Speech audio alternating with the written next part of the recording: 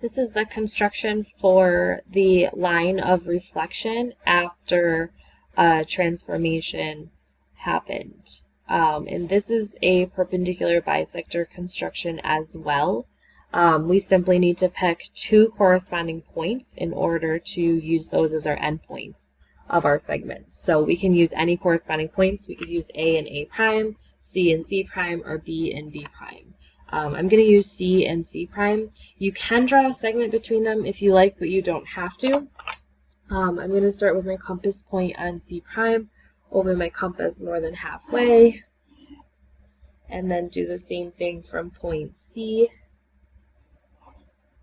and draw my line of reflection. And sometimes the question will ask you to label the line of reflection. You can label it whatever you want. Sometimes people just like to actually write line of reflection.